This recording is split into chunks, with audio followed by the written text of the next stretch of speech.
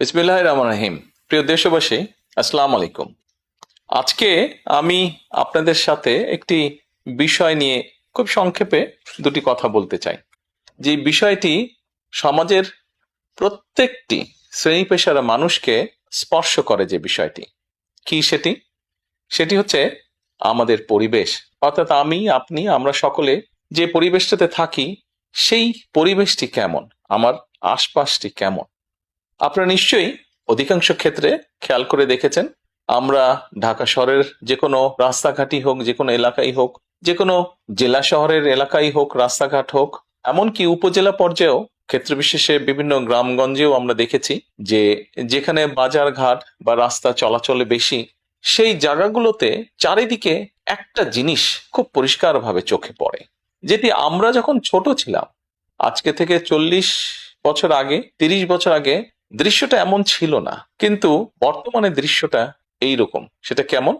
চারিদিকে আমার, আপনার, আমাদের ব্যবহার করা হাতের টিস্যু, অথবা আমার আপনার খাওয়া চিপসের প্যাকেট, অথবা বাসায় ব্যবহার করা রান্নার তেল, যে তার প্লাস্টিকের বোতলটি, অথবা আমি বা আপনি পানি পান করেছি প্লাস্টিকের বোতল থেকে, সেই বোতলটি, এরকম আরো অনেক ধরনের আবর্জনা যত্র তত্র সব জায়গায় ছড়িয়ে আছে। কোনো জায়গায় একটু বেশি জমা হয়ে আছে, অথবা যত্র তত্র লোকালয়ে চারিদিকে ছড়িয়ে আছে। চিন্তা করে দেখুন তো, আপনার ঘরে, যে ঘরটিতে আপনি থাকেন, যে বাসাটিতে আপনি থাকেন, যদি চারিদিকে এমন টিস্যু ছড়িয়ে থাকতো, যদি চারিদিকে এমন আবর্জনা ছড়িয়ে থাকতো, আপনার কাছে কি ভালো লাগতো দেখতে? নিশ্চয়ই না, আমাদের কারো কথাই ভালো লাগতো না। কবি তো সুন্দরভাবে লিখেছেন, সবুজ শস্য শ্যামলা আমার এই ভুবন। তা আসুন না, আমরা কেন আমাদের পরিবেশটাকে সুন্দর করতে পারবো না?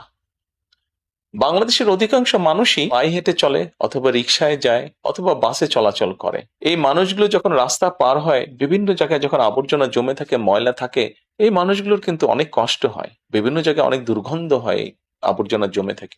তবে আমরা যদি সকলে মিলে একটু সচেতন হই, আমরা যদি নিজেরা সচেতন হই, যত্রতত্র যদি আমাদের ব্যবহারকৃত আবর্জনাগুলো যদি যত্রতত্র আমরা না ফেলে দিই, আমরা যদি একটি নির্দিষ্ট জায়গায় এই আবর্জনাকে জমা করি এবং নির্দিষ্ট উপায়ে যদি এটাকে পরে ধ্বংস করি, তাহলে যেমন আমাদের পরিবেশটি ভালো থাকবে, ঠিক একইভাবে আমরা আমাদের পরিবেশটাকে সুন্দরভাবে রাখতে পারবো।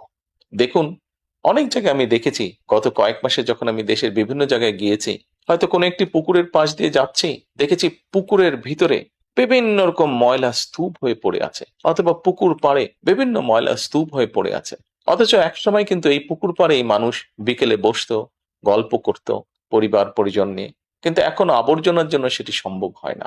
ঢাকা শহরেও বিভিন্ন পার্ক আছে, বিভিন্ন জেলা শহরেও বিভিন্ন পার্ক আছে। আমরা পার্কগুলোতে যাচ্ছি বিকেল বেলায় পরিবার পরিজনকে সাথে নিয়ে, কিন্তু গিয়ে যখন আমরা চিনেবাদাম খাচ্ছি, অথবা চিপস খাচ্ছি, অথবা বাচ্চারা লজেন্স খাচ্ছে, খেয়েই আমরা জিনিসটা সেখানে ফেলে দিচ্ছি। আমরা যখন যাই তখন হয়তো যারা পরিচ্ছন্ন কর্মী তারা হয়তো পরিষ্কার করে রাখছে, কিন্তু আমরা যখন বেরিয়ে আসছি তখন আর সেটি আগের মতন পরিষ্কার থাকছে না। কিন্তু যদি যে পরিষ্কার থাকতো, আপনি যদি পরিষ্কার করে রেখে আসেন, আপনার পরবর্তীতে যে যাবে সেও সেই পরিচ্ছন্নতা, সুন্দর পরিবেশটি উপভোগ করতে পারবে। কাজে আসুন না, আমরা যদি আজকে থেকে প্রত্যেকে সচেতন হই, আমাদের হাতের আবর্জনা বা ব্যবহৃত আবর্জনা যদি নির্দিষ্ট জায়গায় সুন্দরভাবে আমরা গুছিয়ে ফেলি, তাহলে ধীরে ধীরে হয়তো আমরা আমাদের এই বাংলাদেশটাকে আবর্জনা মুক্ত করতে পারবো, সুন্দর একটি পরিবেশ গড়ে তুলতে পারবো। দেশটা তো আমাদের সকলের। আমরা সকলে মিলে যদি চেষ্টা করি, সকলে মিলে যদি একটু একটু করে করি, তাহলে আমরা বড় কিছু করতে সক্ষম হব। প্রিয় দেশবাসী, আপনাদের কাছে আজকে এই সহযোগিতাটা আমি চাইছি।